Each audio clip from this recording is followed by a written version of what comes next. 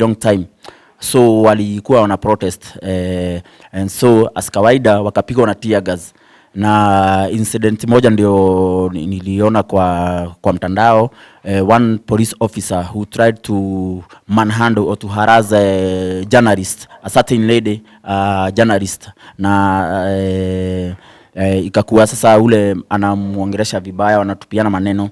But I don't think the police have any right to treat people like that. Hiyo ndio shida ile iko Kenya. Police, I don't know who the police works for. Sijui wanafanyia kazi nani. Because hawa watu wamekuja kuitisha right zao. And they have a right to do that. Na pia wako na right ya media wakuja hapo, wasikize venye wanasema, so that the issue can be brought into the limelight. So when police come and try to harass people who are trying to do that, I don't think that is democracy. I don't think that should happen in a sane country. Hizo ni vitu tunafaa tukashifu sana. Polisi wamekuwa like they are always against the people. I don't know why. These are the people who pay them taxes. Haiwezi kuwa tunalipa taxes alafu wanatreat watu in a way that is condescending to them or demeaning to them. They must know that they have to respect people who pay them. They get salaries from us. In fact, hii ni shida moja ya tumetoka nayo kutoka kwa ukoloni. Polisi hapa Kenya, hata huko training zao, Kiganjo ama wherever, they are trained to believe that poor Kenyans are the enemies of the state. Whereas, in the real sense, the enemies of this country are the corrupt leaders who are in power, who steal our money, who embezzle funds meant for development and meant for making the lives of people bearable, of our people bearable. That is why tunaona hata hospitali unapata hakuna pesa, because pesa yote inaibiwa na hao mabwanyenye, hao people we call our leaders. Wanaiba pesa na hawana shame hata kidogo. They are merciless too. And so we must see that hizo ndio vitu nasemanga ni lazima tukam ku address.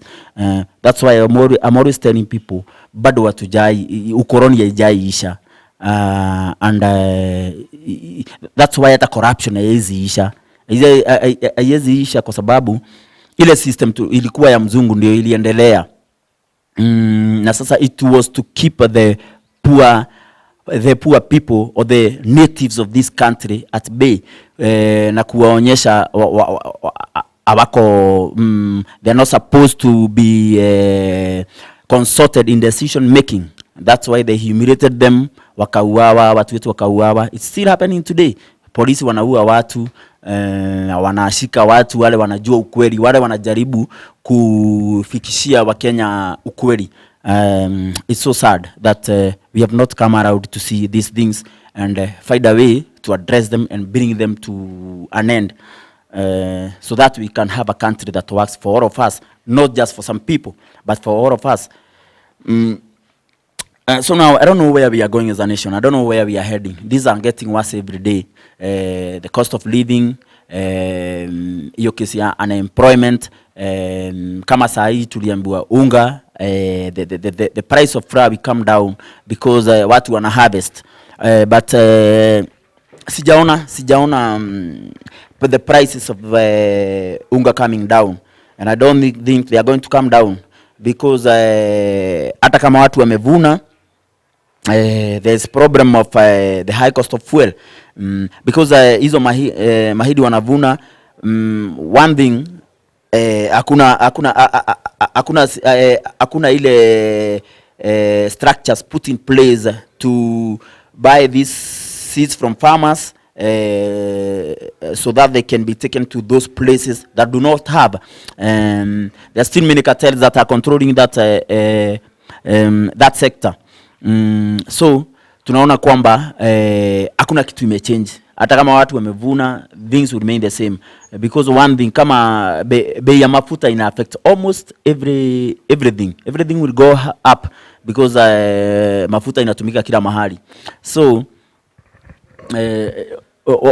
wacha tuache kukua watu wa kupewa false hopes. We have been victims of false hopes for so long, na wanasiasa wanauzanga false hopes, but they are there to defend the status quo. Wanataka status quo iendelee na iendelee kuishi. Na I think about this protest, we have to think a way to do them. I think we have tumekuwa tukifanya protest for so long. Most of them tunafanyia town, zingine tunafanyia mitaa huku Mathare, Mukuru, Dadora, those places where there's let me call them places of poverty, because we have divided this country into sections of poverty and sections of the rich. So hiyo ni shida moja pia. Nafikiri kama tukifanya another demonstration, let's take these things to Karen ama to Muthaiga ama to those leafy suburbs. Let us go there and let us trouble the rich, because without doing that, somebody said that the rich will never give up their privilege without a fight. Wacha tuende huko tupigane huko, polisi wakuja watupe tear gas, ndio watu wa huko wajue pia kuna watu Kenyans ambao hawafikiwi na resources, hawaishi hiyo life ya comfort, na kuna wengine wanalala nje, kuna wengine wanakaa kwa mabada, they wake up every day kupata siwe juko nje, na pia wanashindwa kujimudu kimaisha, cause hata these estates things are very high, kama ni rent bado iko very high, na hizi vitu wanalipishwa na atuoni any change. Hata hiyo pesa wakitoa the living conditions do not improve.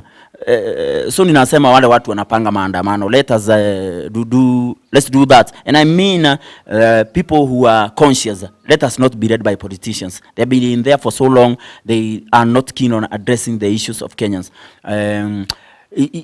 Politics of Kenya or Kenyan politics has never been about the issues of the people. They have always been about individuals. Our leaders do not serve the interests of the people, but they serve private interests. That's why unaonanga hata wakati wa campaign watu wanaunga pesa, wanachanga pesa kama Wahindi, unasikia sijui 1 million plate, wanaenda State House wanapeleka pesa. This is so wrong. Kama nini ya Kenya, politics ya Kenya inadriviwa na do. There's no way the poor man will ever get any place or any say in this country with that kind of system in power. Issue the issue of Nairobi itself. Nairobi itself, kama saa hii naona watu wanakuwa kama saa hii nimeona huko kwetu mtaani watu wanakuwa moved, wamekuwa wakifanyia kazi mahali, wanasema sijui wana expand sewage, wanasema sijui juu ya El Nino wanatoa watu wale wako kwa barabara. But then we are not giving these people options. Because one thing, Nairobi high expand the way it was in 1963 is the way it is still today. But the population is growing, but Nairobi is not expanding. We still have the same structures that were there in 1963, and the economy is not churning out jobs for the people, for these people. So we have become like we are crowded. That's why we have so many people living in slums. We are crowded and yani tunapigania these meager resources. Hizi ndio tunapigania watu wengi, meager resources. But I believe this country has a lot of resources that can be shared equally by the people, and everybody would get a decent life. But then wale watu wanatutawala, they are not keen on seeing any change in this country. In fact, they are enemies of the people. They are enemies of the state, because they just want to retain power, not to help the people, but to help their own people, or to protect their selfish interests, to protect their ill-gotten wealth. Kama sahi, many Kenyan leaders, ukifuata vizuri, they have a lot of investments that wameinvest huko nje. Hata tunasikia kuna pesa iliibiwa ikapelekwa huko Switzerland.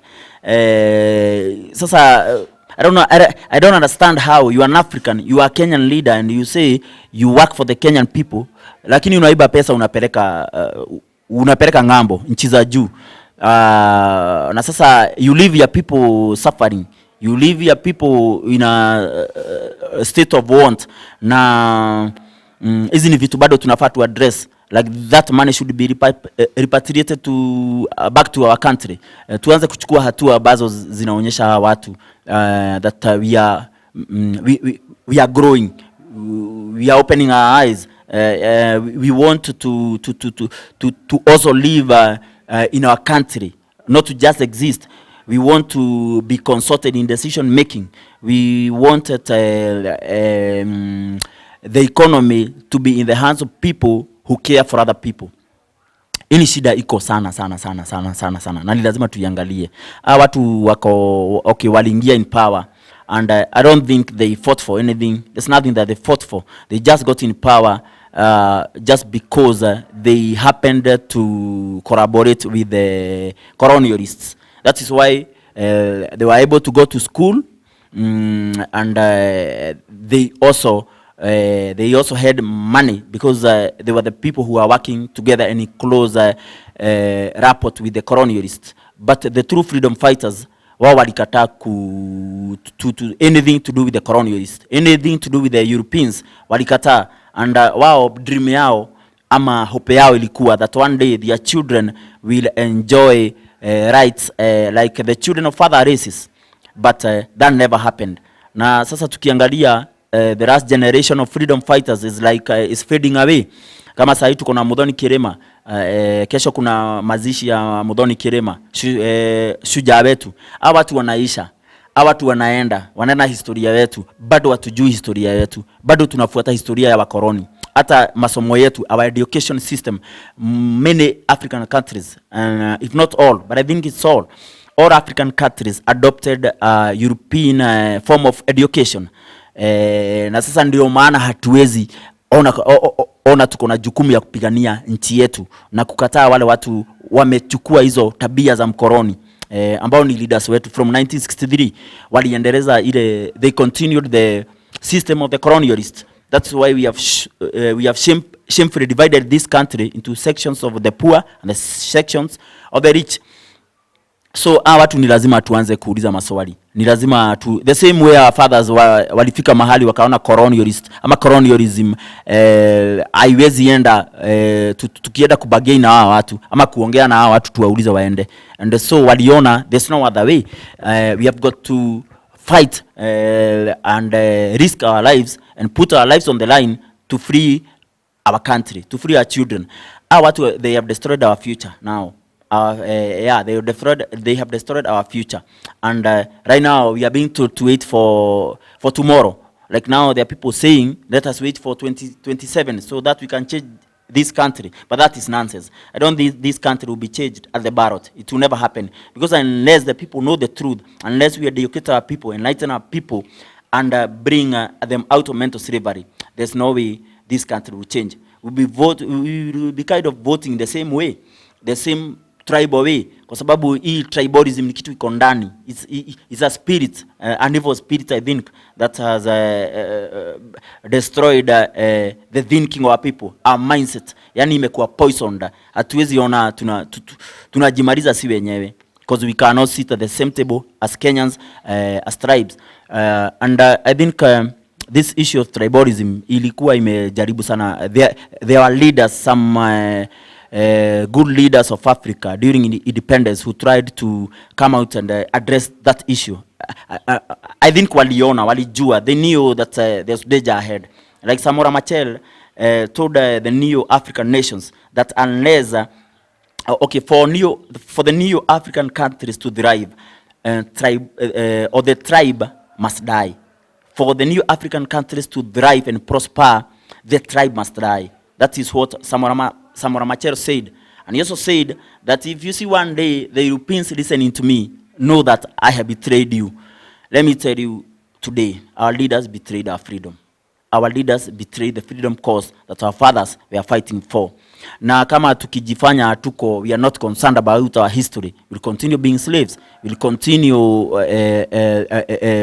living in the lower rank of the society, because we do not want to come out and protest and fight. Is Tupac Shakur say that if I cannot have freedom in my own country, if I cannot get respect like the next man, then I don't want to be here. And you know what happened to him? He was killed for that. And so it's time for us to raise a generation that will question things. A generation that will question things and also demand for answers, and also take dramatic actions that will bring our leaders down to the level that we can face them, that we can fight them and reject them not at the ballot, but through a popular revolution. I only believe that the only way that this country will be saved is a popular revolution or a people's revolution. I mean, we have they have taken advantage of us for so long. They have kept us in darkness and in silence for so long. Na hii silence ndio imetufanya tuwe tunaona mambo zinafanyika, and we cannot feel concerned about what is happening with our lives, because politics, if we do not come out and demand that we change the way we do politics, politicians cannot change themselves. Hawezi jibadilisha. It's only us who can come out and change the way we do things, the way things are done in this country. Kama I am waiting for that day when maybe a man from Murang'a will go to Kisumu, a man from Kisumu will go to, let's say, Machakos or Ukambani, and be elected there. On the grounds of his character, not that because he comes from a certain tribe. When we destroy this evil of tribalism or tribal thinking, then we shall have made a very big step, a dramatic step, a revolutionary action, and also a revelation. It will bring too much revelations to the minds, to the hearts, and to the souls of the people. And that's what we need. It's only people who can change a country. Like now, it's only Africans who can come out and fight this neo-colonialist system. Because one thing that colonialists did is to make us have a sense of inferiority complex. I mean, they put us in a place where we cannot believe in our aspirations, that we cannot believe in our dreams, that we cannot believe that we can become change makers, that we can invent things, that we can rise up and face the problems that we face in life and inspire a whole generation. We can do that if only we have faith, if only we have belief, if only we question ourselves and do look into the things that are happening with a new eye and with a new mindset. That will be the only way that will be able to bring our country into a different level of thinking for everyone and of doing things for everyone. Tuache kuachia wanasiasa. They're not concerned about us. They don't care about us. They only care about power. They can want to be in power to 2030 to 2050. They just want to retain power for power's sake. They will also continue grooming their children so that they can continue being in power. But that's not right. There can be no humanity where we still have a system that do not treat us like we are supposed to exist. Like I mean, like we are here, and I mean, we do not have right to be here. That's how they treat us. That's how they see us. The police, the army, the people working for the government, the judges, and the magistrates, everybody. They treat poor people like we are not supposed to be here, and that's an issue that we must come address as a generation.